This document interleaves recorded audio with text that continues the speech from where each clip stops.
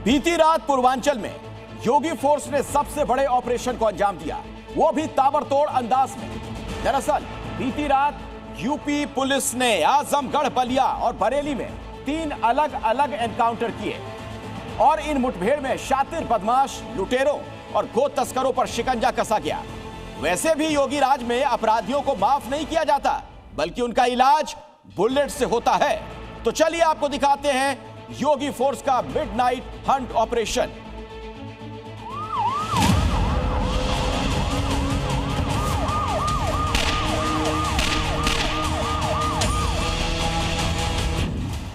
UP में योगी force का encounter mode on है, जहां बलिया और बरेली में पुलिस की बदमाशों से सीधे मुठभेड़ हुई, जिसमें बलिया में मंदिरों में चोरी के आरोपी का पुलिस ने हाफ एनकाउंटर किया। वहीं बरेली में भी पुलिस ने एनकाउंटर के बाद 3 बदमाशों को गिरफ्तार किया, जबकि आजमगढ़ में हिस्ट्री शीटर गौ तस्कर पुलिस के हत्थे चढ़ गया।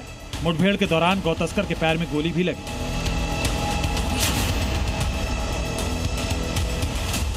दोनों हाथ जोड़कर पुलिस वालों के सहारे एक टांग पर लंगड़ाकर चलने वाले इस आरोपी का नाम जाकिर कुरैशी है।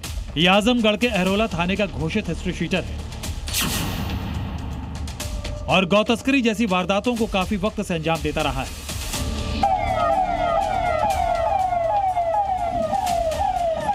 लिहाजा बीती रात योगी फोर्स ने गश्त के दौरान गौ तस्कर जाकिर और उसके साथियों को चेकिंग के दौरान रोकने की कोशिश की।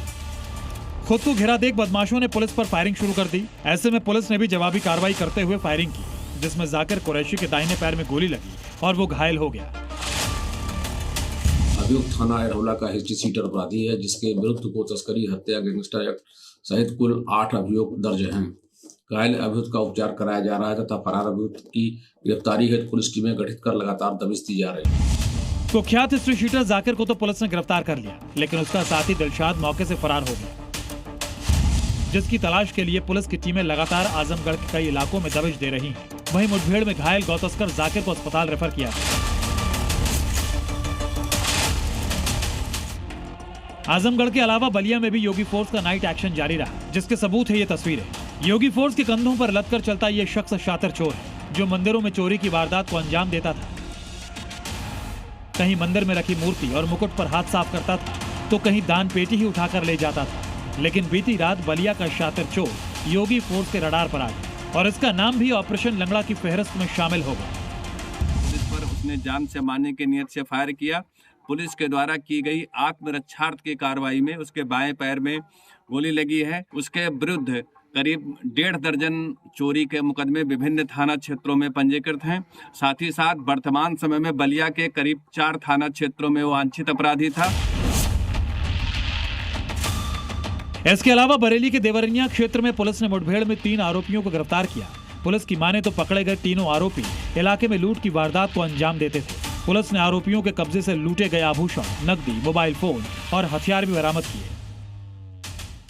चेकिंग के दौरान 3 बदमाशों को इंटरसेप्ट किया गया और जब उनको रोकने का प्रयास किया गया तो उन्होंने बाइक से जंगल की ओर भागने का प्रयास किया और पुलिस पार्टी पे जान से मारने की वजह से पुलिस फायरिंग भी की। साथ ही इनके पास से घटना में प्रयुक्त बाइक, 2 तमंचा, 315 बोर का कारतूस व 1 चाकू भी बरामद हुआ है। आरोपियों के साथ मुठभेड़ के दौरान यूपी पुलिस का एक जवान भी घायल हुआ। घायल सिपाही और बदमाशों को उपचार के लिए अस्पताल भेजा गया। दरअसल यूपी में ताबड़तोड़ एनकाउंटर यूं ही नहीं हो रहे। सीएम योगी पहले ही प्रदेश को अपराध मुक्त करने का प्रण ले चुके हैं। बहुत बार लोग टिप्पणी करते हैं कि पुलिस ने गोली क्यों मार दी। अगर पुलिस गोली ना मारी तो क्या पुलिस गोली खाए? अगर उस अपराधी को गोली चलाने की स्वतंत्रता है तो पुलिस के पास भी हमने इसलिए पिस्तौल दी है कि वह भी उसके सामने उसका मुकाबला करे। उसका प्रशिक्षण इसी बात को लेकर के हो रखा है। लिहाजा जब से सीएम योगी की तरफ से पुलिस को फ्री हैंड दिया गया है, सूबे के अपराधियों का जीना मुहाल हो चुका है और ये सिलसिला आगे भी यूं ही जारी रहेगा। ब्यूरो रिपोर्ट, जी मीडिया।